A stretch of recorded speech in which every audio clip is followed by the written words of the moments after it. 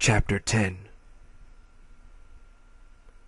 There was no time for questions, no time to wonder how it had found her so quickly. Jill motioned for the young guy to get behind her and backed into the dining room as he hurried past. She desperately looked around for something she could use to distract it long enough for them to escape. They ducked behind the service bar, Carlos moving as though he had some experience. He at least had the good sense to keep quiet as the Stars Killer charged into the kitchen, still screaming. Fire! A guttering oil lamp sat on a cart next to the counter. Jill didn't hesitate. It would reach them in seconds if she didn't act immediately, and maybe a little burning oil would slow it down. She motioned for Carlos to stay put, scooped up the lamp and stood, leaning over the counter and cocking her arm back. The hulking Nemesis had just started to cross the expensive kitchen when she threw the lamp at it, grunting with the effort it took to make the distance. The lamp flew, and then everything slowed to a near stop, so much happening at once that her mind fed it to her one event at a time. The lamp shattered at the monster's feet, glass and oil splashing and puddling, a tiny lake of spreading fire. The creature raised its massive fists, screaming in anger. Carlos yelled something and grabbed her waist, pulling her down, the clumsy movement toppling them both to the floor. And there was a mighty clap of brilliance and sound that she'd suffered once already since waking up, a displacement of air that slapped at her eardrums, and Carlos was trying to shield her, holding her head down, saying something in rapid Spanish as time sped up to normal and something started to burn. God, again? The whole city's going to blow up at this rate. The thought was vague, disoriented, her mind muddled until she remembered to breathe. A deep inhalation, and Jill pushed Carlos's arm away and stood, needing to see. The kitchen was blasted, blackened utensils and cookware everywhere. She saw several canisters leaning against the back wall, one of them the obvious source of the explosion, its smoking metal sides peeled back like jagged petals. Rancid smoke curled up from the smoldering body on the floor, the Nemesis laid out like a fallen giant. Its black clothes singed and burnt. It didn't move. No offense, but are you batshit? Carlos asked, staring at her as though the question was rhetorical. You could have barbecued us both. Jill watched the Nemesis, ignoring him, the 357 aimed at its still legs. Its head and upper body were blocked by a low shelf. The blast had been powerful, but after all she'd been through, she knew better than to assume anything. Shoot! Shoot it while it's down. You may not have another chance. The Nemesis twitched.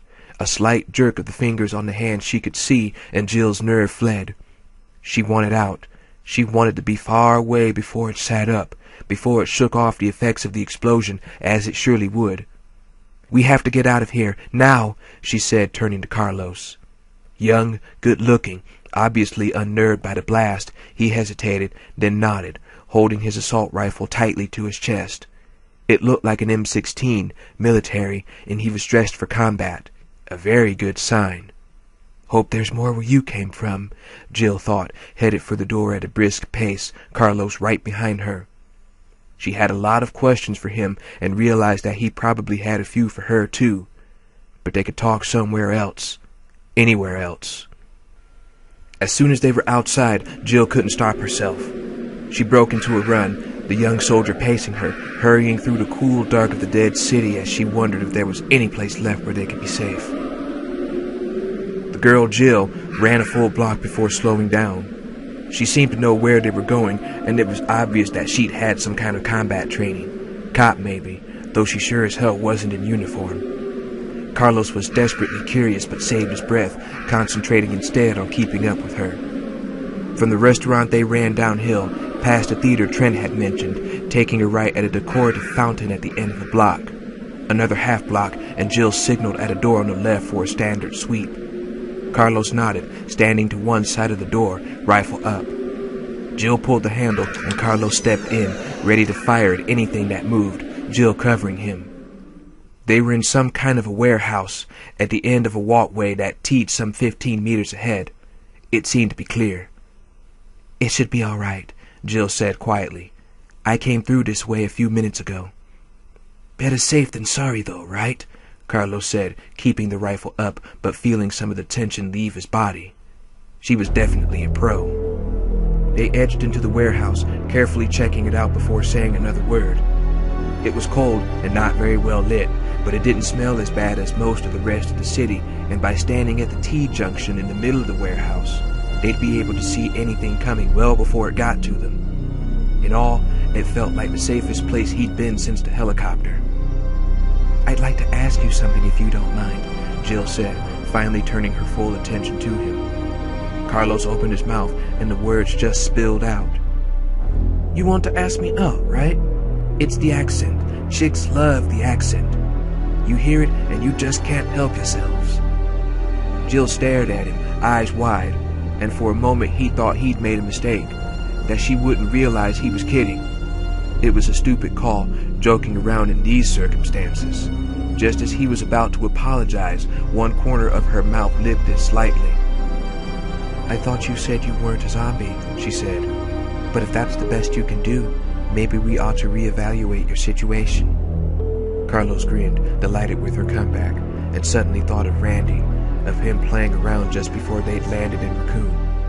His smile faded, and he saw the bright glitter of humor leave her face too, as if she'd also remembered where they were and what had happened. When she spoke again, her tone was much cooler. "I was going to ask if you were the same Carlos who sent out a message about an hour ago. Hour and a half, maybe." "You heard that?" Carlos asked, surprised.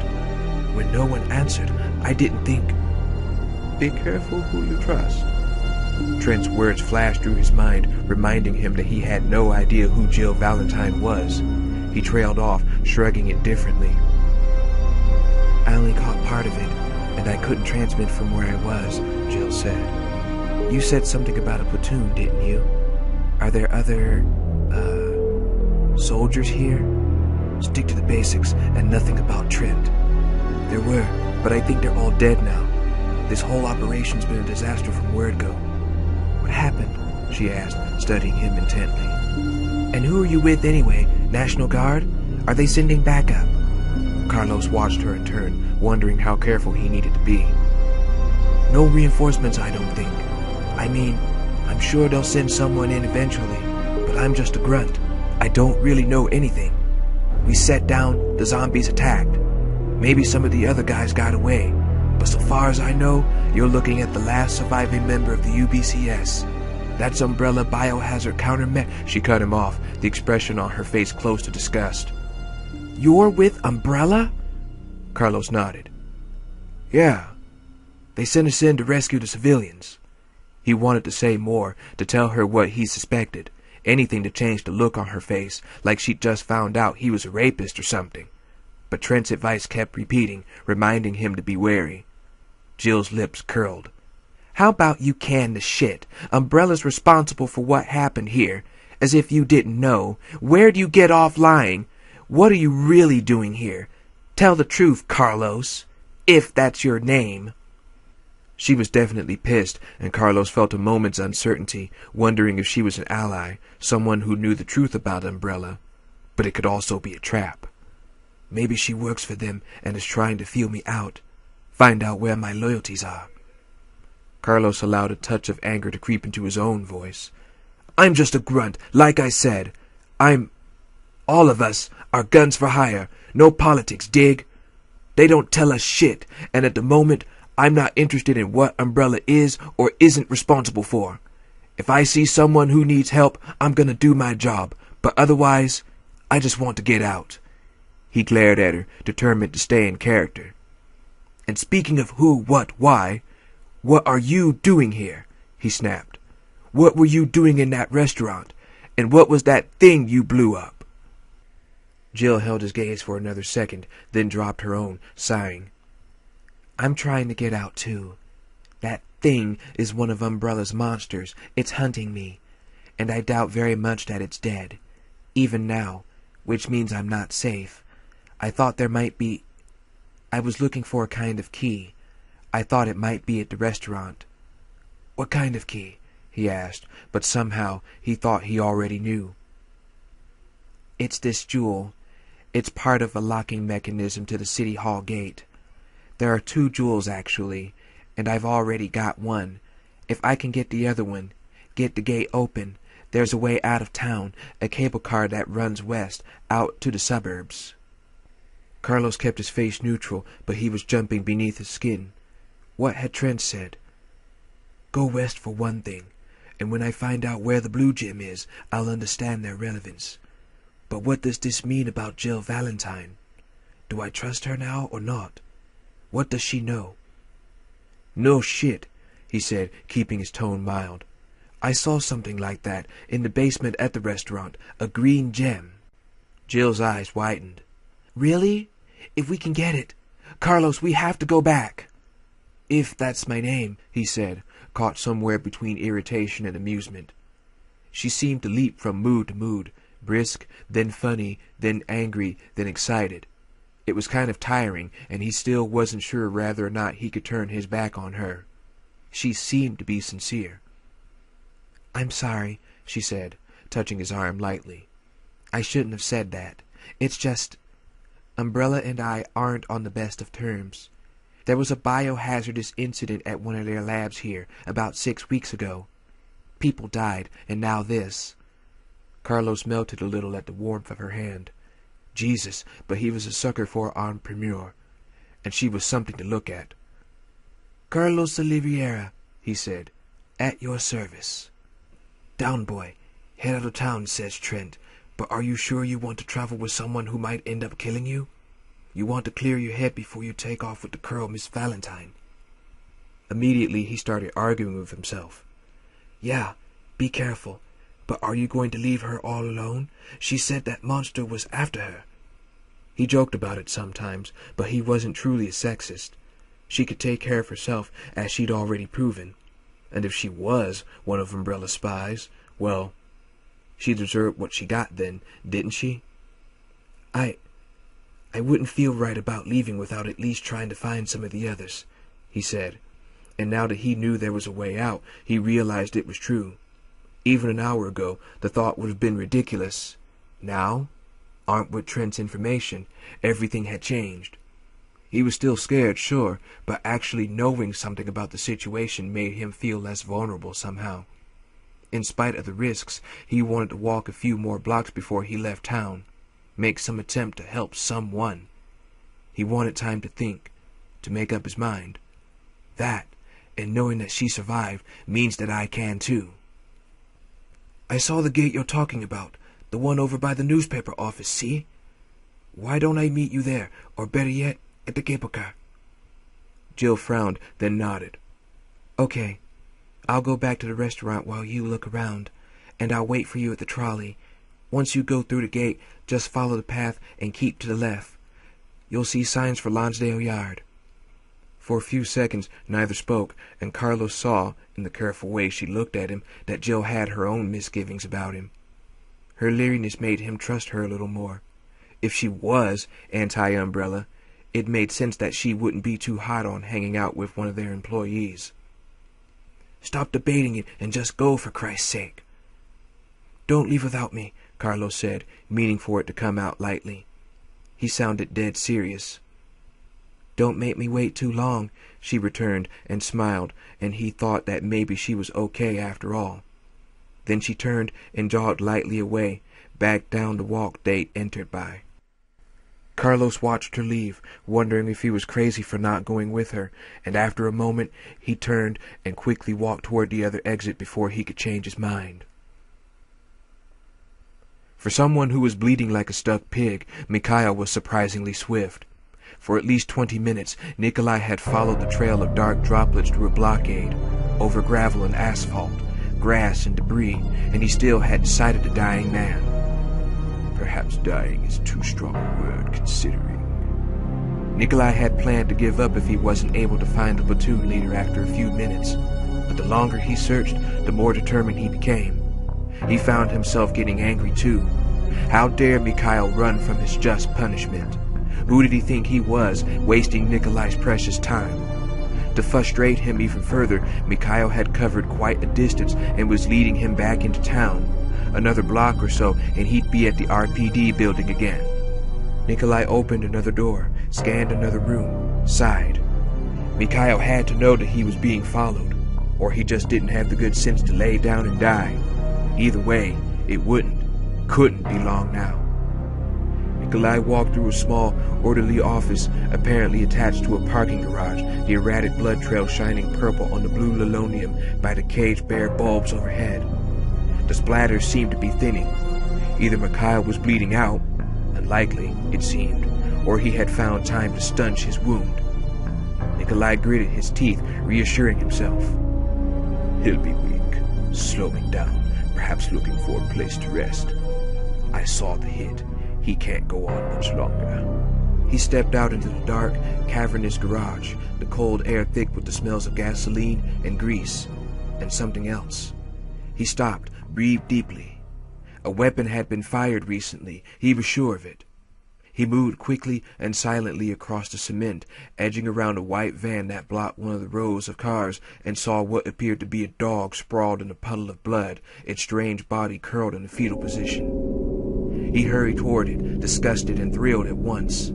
They'd warned him about the dogs, how quickly they became infected, and he knew that research had been conducted on their viability as weapons at the Spencer estate. And they were deemed too dangerous when they turned on their handlers, untrainable, and their decay rate higher than the other organics. Truly, the half-skinned animal at his feet looked and smelled like a piece of raw meat that had sat in the sun for too long. Accustomed as he was to death, Nikolai felt his gorge rise at the stench, but he continued to study the creature, certain that the canine had been the target of recent gunplay. Sure enough, 2 entry wounds below the torn flap of its left ear, but not from an M16. The holes were much too big. Nikolai backed away, frowning. Someone besides Mikhail Victor had come through the garage in the last half hour, and probably not a UBCS soldier, unless they'd brought their own weapon, probably a handgun. Nikolai heard something. His head snapped up, his attention on the exit door ahead at 2 o'clock. A soft, sliding sound, an infected human brushing against the door. Perhaps a wounded man, slumped and dying against the exit, too exhausted to press on. Nikolai moved toward the door, hopeful, and grinned at the sound of Mikhail's voice, strained and weak, floating past the aging metal. "No, get away!" Nikolai eagerly pushed the door open, wiping the smile off his face as he assessed the situation. A vast wrecking yard, gated, vehicles piled in a useless barricade, 2 more dead dogs limp on the cold ground. Mikhail lay next to the garage door, partially propped against the wall and desperately trying to lift his rifle. His pale face was beaded with sweat, and his hands shook wildly. 5 meters away, half a person was pulling itself toward the downed man on shredded fingertips, its wrought, sexless face corrupted into a leering permagrin. Its progress was achingly slow but constant. It seemed that having no lower body, certainly not a complete digestive system, didn't stop the carrier from wanting to eat. Do I play the hero, save my leader from being gnawed to death, or do I enjoy the show? "Nikolai, help me, please," Mikhail rasped, rolling his head to look up at him, and Nikolai found he couldn't resist. The idea that Mikhail would be grateful to him for saving his life seemed extraordinarily funny, for lack of a better term. "Hang on, Mikhail," Nikolai said forcefully. "I'll take care of it." He dashed forward and jumped, slamming his boot heel into the carrier's skull, grimacing as a large section of his matted scalp slowed wetly away from the bone. He brought his heel down again, and a third time, and the once human died in a thick, splintering crunch, its arm spasming, its fleshless fingertips dancing briefly on the asphalt. Nikolai turned, hurrying back to kneel next to Mikhail. "What happened?" he asked, voice heavy with concern as he gazed down at Mikhail's bloody stomach. "Did one of them get you?" Mikhail shook his head, closing his eyes as if too exhausted to keep them open. "Somebody shot me." "Who? Why?" Nikolai did his best to sound shocked. "I don't know who or why. I thought someone was following me too. But maybe they just thought I was one of them. A zombie. Actually, that's not so far from the truth." Nikolai had to stifle another grin. He deserved an award for his performance. I saw. At least a few men got away, Mikhail whispered. If we can get to the evac site, call in the transport. The St. Michael clock tower was the alleged evacuation site where the soldiers were supposed to take the civilian survivors. Nikolai knew the truth. That a reconnaissance team would put down first disguised as emergency medical, and no other helicopters would show unless Umbrella gave the word. Since the squad leaders were probably all dead, Nikolai had to wonder if any of the soldiers even knew about the evacuation, though he supposed it wasn't important. It wouldn't affect his plans either way. He found that he wasn't enjoying this game as much as he thought he would. Mikhail was too pathetically trusting. It was as much of a challenge as hunting a friendly dog. It was almost shameful to watch, too, the way he surrendered to his pain. I don't think you're in any shape to travel, Nikolai said coolly. It's not that bad. Hurts like hell, and I've lost some blood. But if I can just catch my breath, rest for a few minutes. No, it looks very bad, Nikolai said. Mortal. In fact, I think...